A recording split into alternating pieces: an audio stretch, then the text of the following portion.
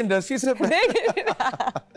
Industry से पहले मैं एक स्टूडेंट था एंड मुझे फोर्स में जाना था, पुलिस वाला बनना था हमेशा से। पहले मुझे था कि यार मैं आर्मी ज्वाइन करूंगा, लेकिन उसके बाद फिर आर्मी में घर से दूर जाना पड़ता है, वेरी डिफिकल्ट, परेशान होती हैं। करना चाहिए है थोड़ा सा, लेकिन मेरे जो कजन्स थे उन्होंने ट्राई किया, वो दोनों बेचारे फेल हो गए, तो मैं उनको देख के मैं डिमोटिवेट हो गया, तो मैंने किया ही नहीं ट्राई।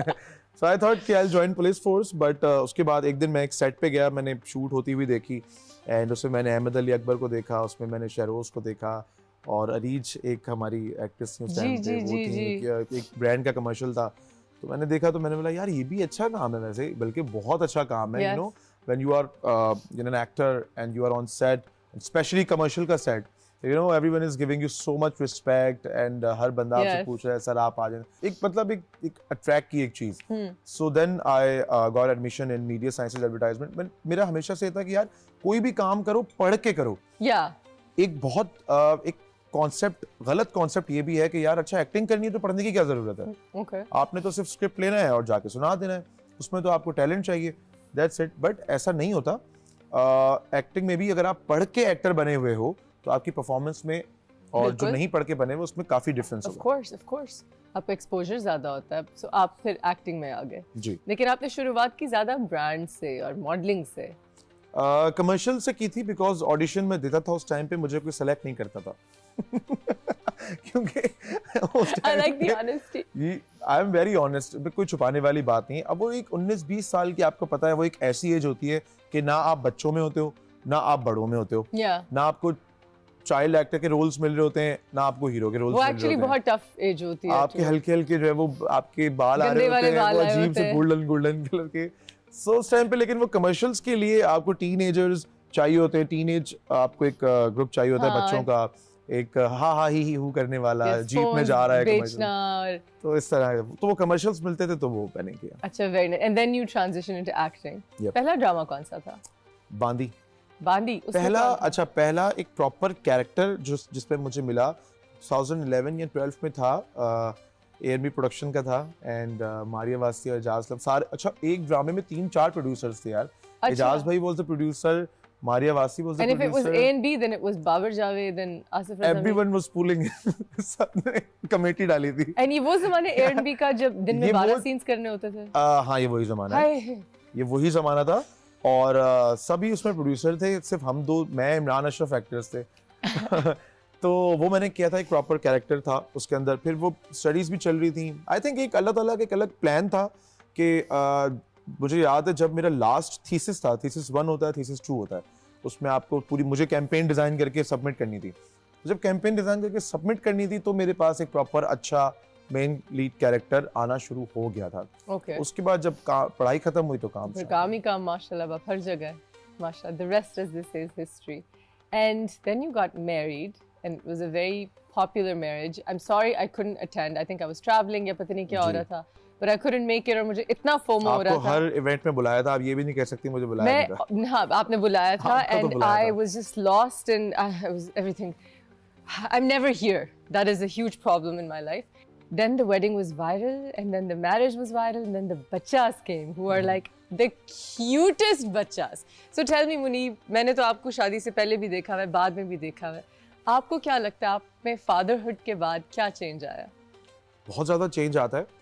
इनफैक्ट सबसे पहले तो शादी के बाद ही जो इंसान होता है वो थोड़ा ज़्यादा रिस्पॉन्सिबल हो जाता है, बिकॉज पहले आपकी लाइफ सिर्फ आपकी अपनी होती है एंड आफ्टर मैरिज आपकी लाइफ और आपके कुछ भी आपको होने से डायरेक्ट अफेक्ट होता है आपकी फैमिली को, तो इंसान खुद ही रिस्पॉन्सिबल हो जाता है कि यार अब मुझ पे 2 लोगों की 3 लोगों की जिम्मेदारी है, तो मुझे उसको पूरा करना है।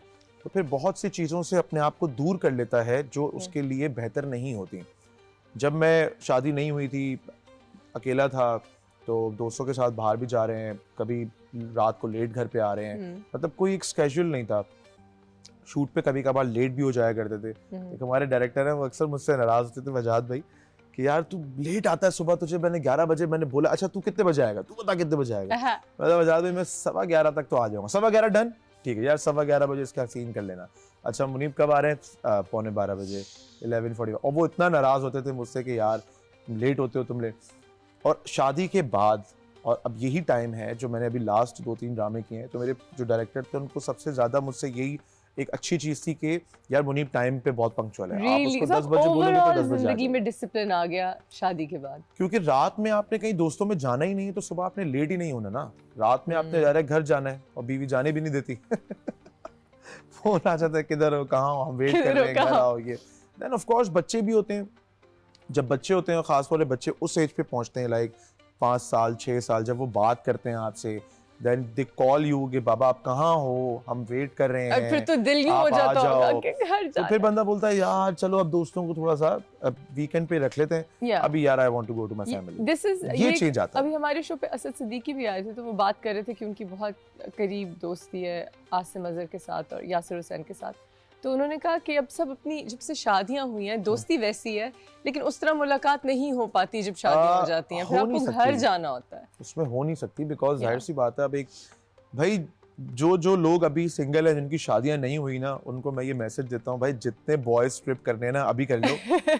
शादी के बाद बहुत मुश्किल हो जाता है भाई, बहुत मुश्किल हो जाता है। That's true. How did you propose to Eamon? Yeah, I'm sure आपसे काफी लोग पूछ चुके होंगे सवाल। अच्छा मैं बताता हूँ।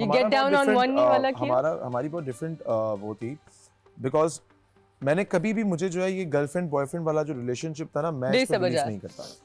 मेरा बहुत डिफरेंट पर्सपेक्टिव है। मैं समझता हूँ कि अगर कोई लड़का किसी लड़की को पसंद करता है या वाइस वर्सा, तो इसका बहुत आसान तरीका है कि आप अपने घर में इतला करें, मैं अपने घर में बताऊँ, and will get both parents connected, रिश्ता करें और बस इसको फिर तो पता कैसे चले कि आई लाइक हर और नॉट?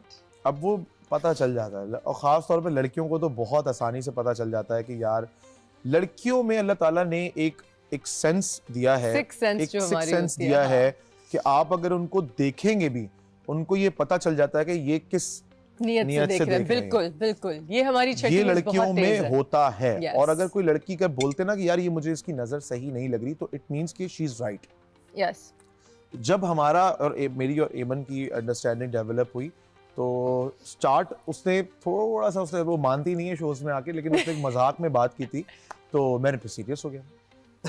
अरे एंड देन फिर आपने रिश्ता भेजा? हार्डली 2 months हमारी बात हुई है, हार्डली 1.5 महीना 2 महीना लगा है, सिर्फ उसने थोड़ा सा टाइम लिया घर में बताने के लिए, मैंने तो फौरन बता दिया। मेरे घर वाले तो उतावले थे कि बस जल्दी से कोई लड़की पसंद कर पे शादी कर। You know Muneeb, when you know, like मेरे हस्बैंड का और मेरा भी यही था कि when he met me for the first time, he went home and told somebody in his family, I found my wife. कम से कम मुझे तो ये स्टोरी सब बताते हैं, but it was like I found my wife and within months we were engaged. So I feel like जब आपको पता होता है तो आपको पता होता है।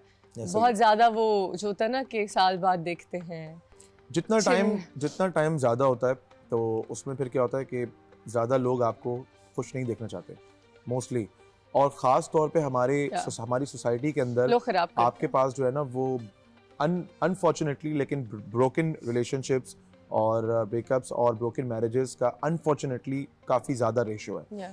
तो होता क्या है कि हर बंदा आपसे अपने एक्सपीरियंस के मुताबिक बात शेयर कर रहा होता है। तो जिसकी शादी नहीं चली होती है, जिसका रिलेशनशिप नहीं चला होता, उसका एक पर्सपेक्टिव होता है कि यार ये नहीं चलते, और वो फिर आपको नेगेटिव चीजें बताता है, एक्सपीरियंस की बुनियाद पे होता है। वो फिर आपको बताता है दिखना ऐसा होगा, आपका माइंड डॉजी होता है, and you know you and up, and then you end up listening to, so listen to your heart always, and your parents, because your parents always know who the right person is. मुझे आपकी अपनी love story का चलें थोड़ा सा बता दें, ठीक है? डेटिंग शेटिंग नहीं की, लेकिन ये